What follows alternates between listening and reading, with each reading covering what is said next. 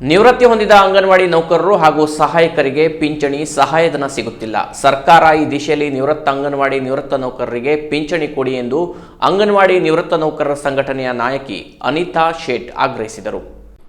ಕಾರವಾರ ಪತ್ರಿಕಾ ಭವನದಲ್ಲಿ ಮಂಗಳವಾರ ಪತ್ರಿಕಾಗೋಷ್ಠಿಯಲ್ಲಿ ಮಾತನಾಡಿದ ಅವರು 2011ರಿಂದ ನಿವೃತ್ತಿ ಹೊಂದಿದ ಅಂಗನವಾಡಿ ಕಾರ್ಯಕರ್ತೆಯರು ಸಹಾಯಕಿಯರಿಗೆ ಪಿಂಚಣಿ ಕೊಡಿ ಎಂದು ಸುಪ್ರೀಂ ಕೋರ್ಟ್ ಹೇಳಿತ್ತು.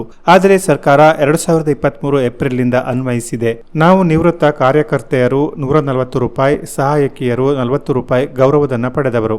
ಈಗಿನ ಅಂಗನವಾಡಿ ನೌಕರರಿಗೆ 10 ರಿಂದ 15 ಸಾವಿರ ಸಂಬಳ ಇದೆ, ನಿವೃತ್ತಿ ವೇತನವೂ ಇದೆ. ಆದರೆ ನಾವು 2011ರಿಂದ 2022ರ ತನಕ ನಿವೃತ್ತಿ ಹೊಂದಿರುವವರು ಏನು ಮಾಡಬೇಕು? ಸಿಐಟಿಯುದವರು ನಮ್ಮನ್ನು ಹಾದಿ ತಪ್ಪಿಸಿದರು ಎಂದು ಅನಿತಾ ಶೇಟ್ ಆಪಾದಿಸಿದರು. ಆ ಕಾಲದಲ್ಲಿ 50 ರೂಪಾಯಿ ವೇತನ ಹೆಚ್ಚಿಸಿದರೂ ನಮಗೆ ಖುಷಿಯಾಗುತ್ತಿತ್ತು. ಅಂಥ ಕಾಲದಲ್ಲಿ ನಾವಿದ್ದೆವು ಎಂದರು. ನಾವು ಕೋರ್ಟ್ ಮೆಟ್ಟಿಲು ಹತ್ತುತ್ತಿದ್ದೇವೆ. ಸರ್ಕಾರದ ಆದೇಶದ ವಿರುದ್ಧ ಸ್ಟೇ ಹೋಗುತ್ತೇವೆ ಹಾಗೂ ಸಚಿವೆ ಲಕ್ಷ್ಮೀ ಹೆಬ್ಬಾಳ್ಕರರಿಗೆ ಮನವಿ ಕೊಡುತ್ತೇವೆ. NPS ಕೊಡುವಾಗ ನೌಕರರ ವೇತನವನ್ನ ಷೇರು ಮಾರುಕಟ್ಟೆಯಲ್ಲಿ ಹಾಕುತ್ತಿದ್ದಾರೆ. ಅಲ್ಲಿನ ಲಾಭ ಆಧರಿಸಿ ಪಿಂಚಣಿ ದೊರೆಯುತ್ತಿದೆ. ಸುಪ್ರೀಂ ಆದೇಶವನ್ನ ಪಕ್ಕದ ಕೇರಳ, ಒರಿಸ್ಸಾದಲ್ಲಿ ಕೊಡ್ತಾರೆ. ಕರ್ನಾಟಕದವರು ಕೊಡಲು ಏನಾಗಿದೆ ಎಂದು ಪ್ರಶ್ನಿಸಿದರು. ಸರ್ಕಾರದಲ್ಲಿ ಸತತವಾಗಿ ನಾವು 35ರಿಂದ 40 ವರ್ಷ ಸೇವೆ ಕೊಟ್ಟಿದ್ದೇವೆ. ಗೌರವಧನ ಕಾರ್ಯಕರ್ತೆಯಾಗಿ 35ರಿಂದ 40 ವರ್ಷ ಸೇವೆ ಕೊಡುವಾಗ ಕೇವಲ 140 ರೂಪಾಯಿ ಕಾರ್ಯಕರ್ತೆಯರು, 40 ರೂಪಾಯಿ ಸಹಾಯಕಿಯರು ಒಂದು ತಿಂಗಳಿಗೆ ಗೌರವಧನ ತಗೊಂಡು ಸೇವೆಯನ್ನು ಕೊಟ್ಟಿದ್ರು. ಅಂತ ಕಾರ್ಯಕರ್ತರು ನಿವೃತ್ತಿ ಆದಾಗ ಅವರಿಗೆ ಪಿಂಚಣಿ ಇಲ್ಲ, ಯಾವುದೇ ಒಂದು ಸಹಾಯಧನ ಇಲ್ಲ. ಎಷ್ಟೋ ಸರ್ಕಾರದ ನೌಕರರಿಗೆ ಇವತ್ತು ಏನಂತಂದ್ರೆ ನಿವೃತ್ತಿ ಹಣ ಬರ್ತದೆ, ಗಂಡ ಡೆತ್ ಆದ್ರೆ ಹೆಂಡತಿಗೂ ಕೂಡ ಬರ್ತದೆ. ಆದ್ರೆ ಅಂಗನವಾಡಿ ನೌಕರರಿಗೆ ಮಾತ್ರ ಯಾವುದೇ ಒಂದು ಗೌರವ ಪಿಂಚಣಿ ಅನ್ನೋದು ಇಲ್ಲ. ಇವತ್ತೇ ಇಷ್ಟು ಒಂದು ಸಣ್ಣ ಗೌರವಧನದಿಂದ ಸೇವೆ ಕೊಟ್ಟು ಬಂದಂತ ನಮಗೆ ಸದ್ಯ ಅಂದ್ರೆ 2022ರಲ್ಲಿ ಸುಪ್ರೀಂ ಕೋರ್ಟ್ ಅಲ್ಲಿ ಒಂದು ಆದೇಶ ಆಗಿತ್ತು, ರಿಟೈರ್ಡ್ ಆದವರಿಗೆ ಕೊಡಬೇಕು ಅಂತ ಬಂದಿತ್ತು. ಅದನ್ನ ಇವತ್ತು ಸರ್ಕಾರ ಏನ್ ಮಾಡಿದೆ ಅಂತಂದ್ರೆ, ಕೋರ್ಟ್ ಏನು 2011ರಲ್ಲಿ ಕೊಡಬೇಕು ಅನ್ನೋದನ್ನ ಮತ್ತು 2023 ಏಪ್ರಿಲ್ ಏನ್ ರಿಟೈರ್ಡ್ ಆಗ್ತಾರೆ ಅವ್ರಿಗೆ ಮಾತ್ರ ಈ ಗ್ರಾಜ್ಯುಟಿಯನ್ನು ಕೊಡಬೇಕು ಅಂತ ಆದೇಶವನ್ನ ಹಾಕಿದೆ. ಇದರಿಂದ ಏನಾಗ್ತದೆ ಅಂದ್ರೆ ಕೇವಲ ಒಂದು 40 ರೂಪಾಯಿನೋ 140 ರೂಪಾಯಿನೋ ತಗೊಂಡು ದುಡ್ದು ಏನ್ ನಿವೃತ್ತಿ ಆಗಿದ್ದಾರೆ, ಇವತ್ತು ಕಷ್ಟದಲ್ಲಿದ್ದಾರೆ, ಯಾವುದೇ ಒಂದು ಕೆಲಸ ಮಾಡ್ಲಿಕ್ಕೆ ಆಗುದಿಲ್ಲ ಅಂತ ಕಾರ್ಯಕರ್ತೆ ಮತ್ತು ಸಹಾಯಕರಿಗೆ ತುಂಬಾ ಅನ್ಯಾಯ ಆಗ್ತಾ ಇದೆ.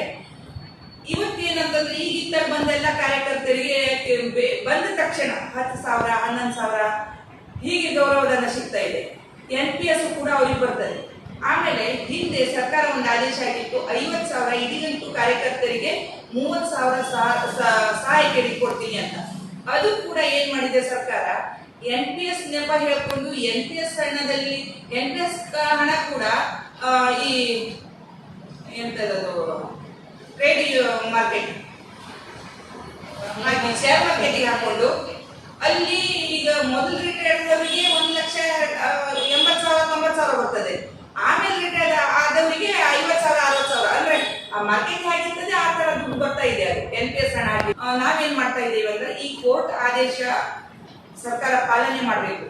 ಅದಕ್ಕೆ ನಾವು ಸ್ಟೇ ಹೋಗ್ತಾ ಇದ್ದೀವಿ, ಸರ್ಕಾರದ ಕೋರ್ಟಿಗೆ ಸ್ಟೇ ಹೋಗ್ತಾ ಇದ್ದೀವಿ. ಏನ್ 2023 ಏಪ್ರಿಲ್ ಇಂದ ಆದವರಿಗೆ ಕೊಡುದಲ್ಲ, ಕೋರ್ಟ್ ಏನ್ 2011ರಲ್ಲಿ ಹೇಳಿದೆ ನೋಡಿ, ಅಲ್ಲಿಂದನೇ ಕೊಡ್ಬೇಕು ಅಂತ ನಾವು ಸ್ಟೇ ಹೋಗ್ತಾ ಇದ್ದೀವಿ.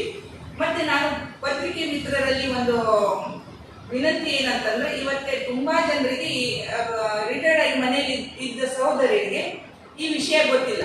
ಈ ವಿಷಯ ನಾವು ಸ್ಟೇಗೆ ಹೋಗುವುದಾಗ್ಲಿ ಮತ್ತು ಸರ್ಕಾರದಲ್ಲಿ ನಾವು ಹೋರಾಟ ಮಾಡುವ ವಿಷಯ ಪತ್ರಿಕೆ ಮೂಲಕನೇ ತಿಳಿಬೇಕಾಗಿದೆ. ಅದಕ್ಕೆ ಎಲ್ಲ ಪತ್ರಿಕೆಯಲ್ಲಿ ಹೆಚ್ಚಾಗಿ ಕೊಟ್ಟು ಮತ್ತೆ ನಾವೇನು ಹೋರಾಟ ಮಾಡ್ಲಿಕ್ಕೆ ರೆಡಿ ಆಗಿದ್ದೀವಿ, ಸ್ಟೇ ಹೋಗ್ಲಿಕ್ಕೆ ರೆಡಿ ಆಗಿದ್ದೀವಿ.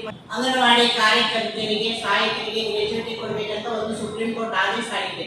ಆ ಆದೇಶವನ್ನ ಬೇರೆ ರಾಜ್ಯದವರು ಕೇರಳ, ಗುಜರಾತ್, ಒರಿಸ್ಸಾ, ರಾಜಸ್ಥಾನ ಎಲ್ಲ ಕೊಟ್ಟಿದ್ದಾರೆ.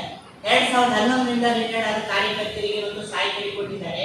ಆದರೆ ನಮ್ಮ ಕರ್ನಾಟಕ ಸರ್ಕಾರ ಮಾತ್ರ 2023 ಏಪ್ರಿಲ್ ಇಂದ ರಿಟೈರ್ಡ್ ಆದ ಕಾರ್ಯಕರ್ತರು ಸಹಾಯಕರಂತ ಒಂದು ಆದೇಶ ಹೊರಡಿಸಿದ್ದಾರೆ. ಇದು ನಮಗೆಲ್ಲ ತುಂಬಾ ಅನ್ಯಾಯ.